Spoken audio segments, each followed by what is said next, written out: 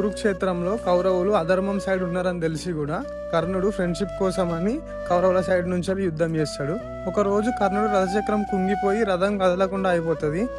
ఇక హస్త్రమేమో తనకున్న శాపం వల్ల మర్చిపోతాడు. ఇక అర్జునుడు ఆపకుండా బాణాలు వేస్తూనే ఉంటాడు.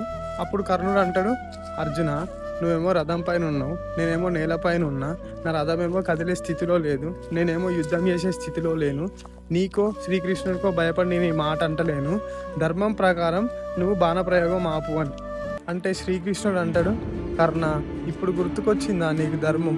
పాండవులను అవమానించినప్పుడు ఏమైంది నీ ధర్మం? ద్రౌపది వస్త్ర అపహరణప్పుడు ఏమైంది నీ ధర్మం?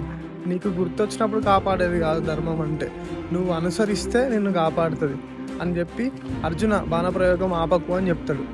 సాక్షాత్తు శ్రీకృష్ణుడే అధర్మాన్ని అధర్మంతో జయించిండు. ఇంకా మనుషులం మనమెంత.